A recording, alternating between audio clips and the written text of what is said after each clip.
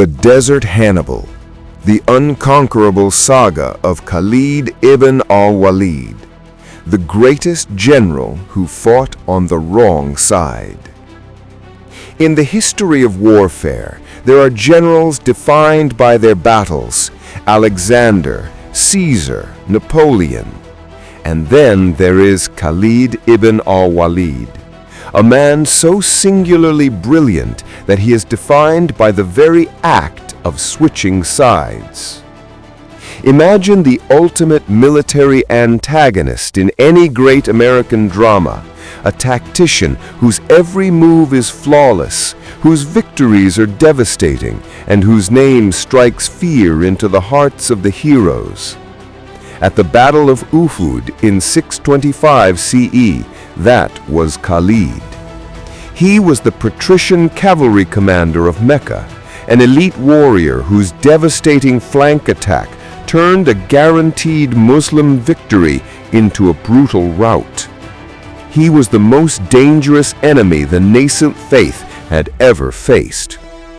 4 years later, everything changed. This is the untold story of the man dubbed Saif Allah, the Sword of God, the one general in history who never lost a battle, and whose personal transformation from ruthless persecutor to indispensable military savior fundamentally altered the geopolitical landscape of the world in less than a decade. The trial by fire, the impossible battle of Mu'tah in 629 CE. Khalid's conversion to Islam was a quiet affair, but his introduction to military command for the Muslim forces was anything but. It was a baptism by fire at the Battle of Mu'tah in territory of modern-day Jordan. The situation was desperate.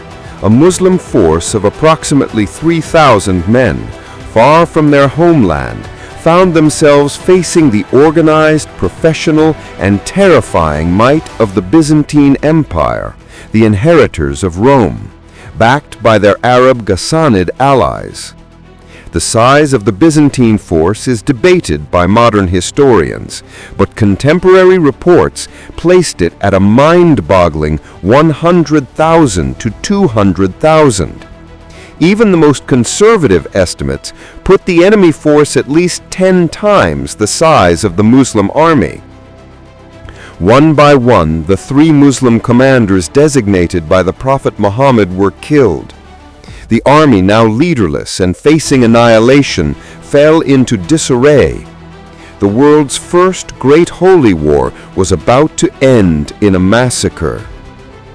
In this moment of crisis, the standard was pushed into Khalid's hand.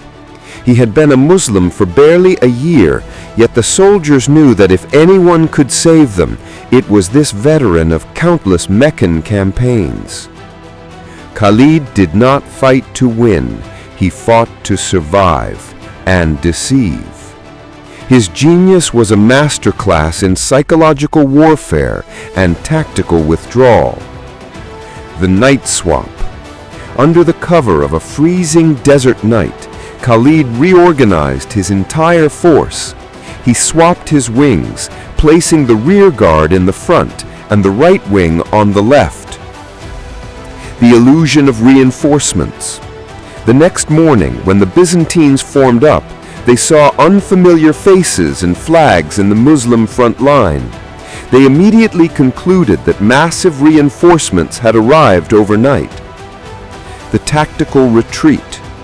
Khalid initiated a series of small, calculated attacks to reinforce the illusion, then began a slow, measured withdrawal.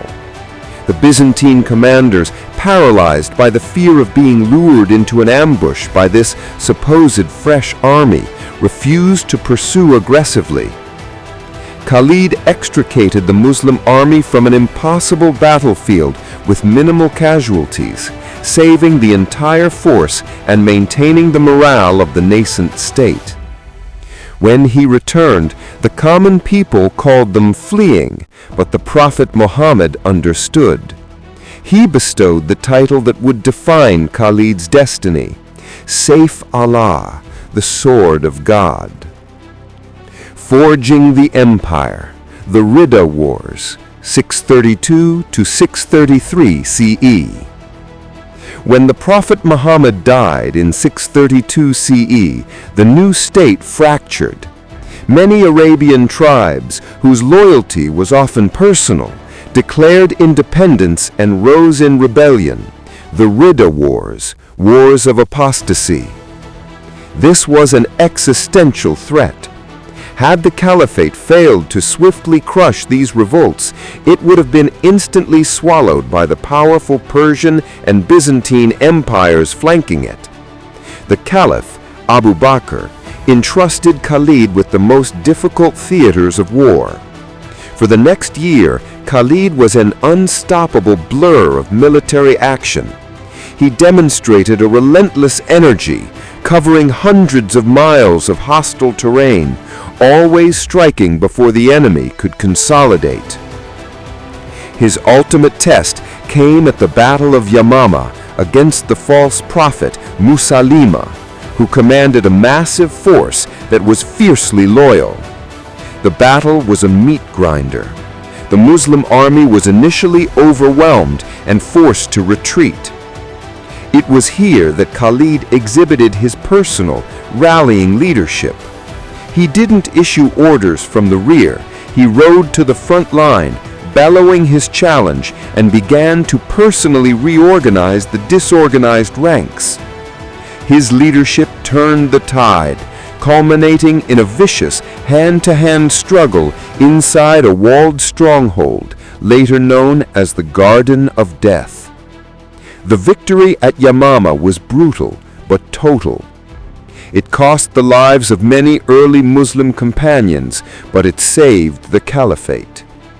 Khalid had not just defeated a series of rebels, he had forged a unified, professional, and undefeated army ready to take on the world. The Impossible March from Persia to Rome, 634 CE. With Arabia secured, Khalid was campaigning in the east, humbling the Arab vassal states of the Sassanid Persian Empire, modern Iraq.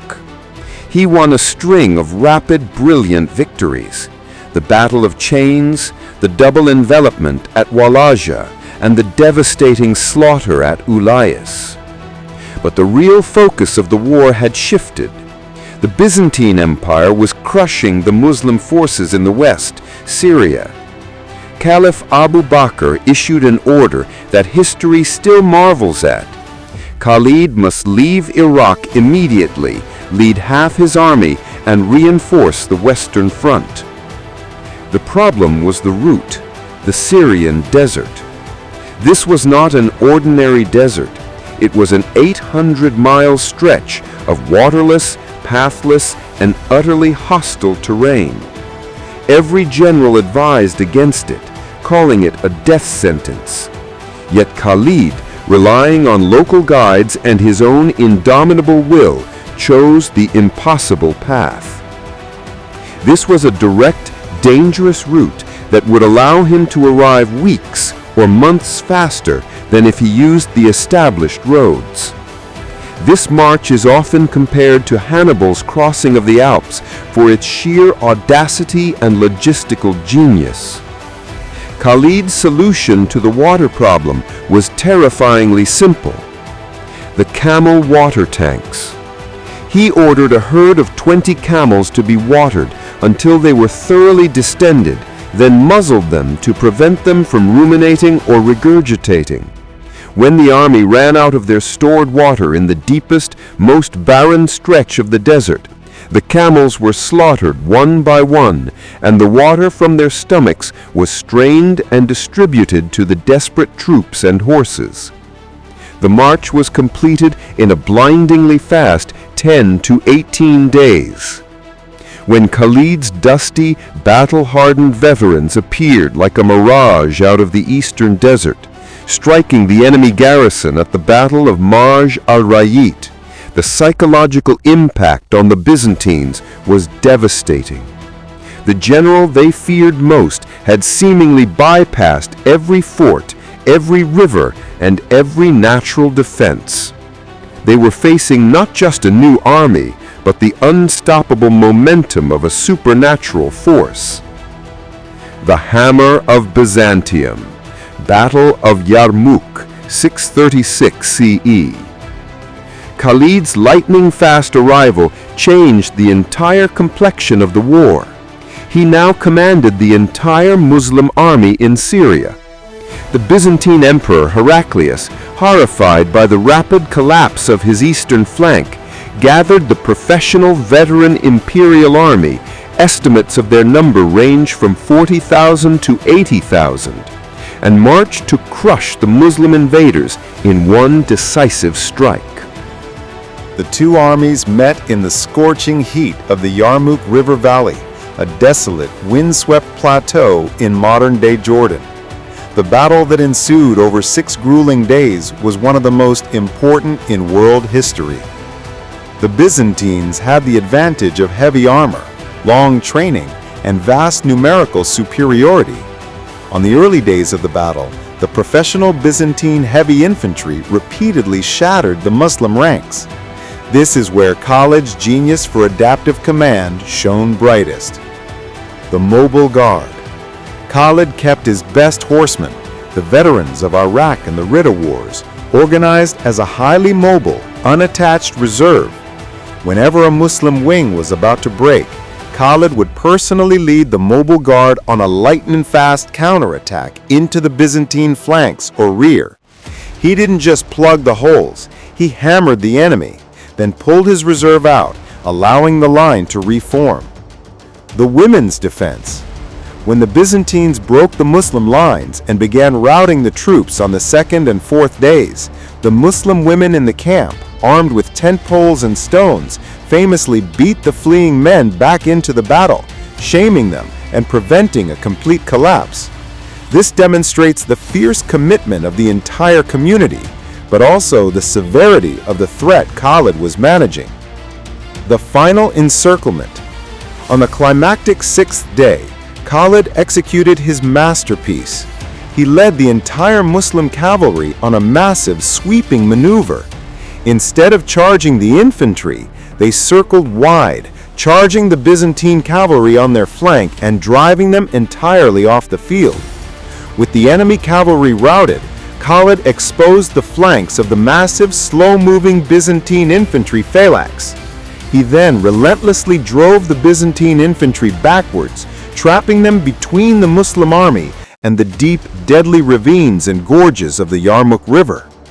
The result was a catastrophe for the Byzantine Empire. The imperial army was annihilated, suffering tens of thousands of casualties. The victory at Yarmouk was absolute. It broke the Roman Empire's hold on the Levant forever and cleared the way for the Islamic conquest of the entire Middle East. The unthinkable dismissal. The most shocking chapter of Khalid's life is his quiet, almost anticlimactic end. Despite his unparalleled success and being the undisputed military hero of the new empire, Caliph Umar ibn al-Khattab, the successor to Abu Bakr, harbored a profound fear that people were beginning to attribute victory to the man rather than to God. Umar, famous for his stern austerity and devotion to pure governance, wanted to ensure the caliphate was an institution, not a personality cult. In 638 CE, while Khalid was still actively campaigning and winning, Caliph Umar issued the stunning order: dismiss Khalid ibn al-Walid from all command. He was publicly stripped of his titles and his role as commander-in-chief. For a general of such stature, with such devoted troops, this was an astonishing risk and a monumental humiliation. Yet, Khalid's response was a final testament to his character. He obeyed. He did not revolt, nor did he retire. He simply served under the new commander, Abu Ubaidah ibn al-Jarrah, lending his strategic brilliance until the conquest of Syria was complete. The sword of God served the cause, not the crown. Khalid ibn al-Walid died 4 years later in Homs, Syria, regretting that he did not achieve a martyr's death in battle. He remains one of the handful of major military commanders in history who went completely undefeated across numerous major battles. His life story is a stunning historical anomaly. The greatest foe who became the greatest champion, a tactical genius whose transformation and victories changed the map of the world.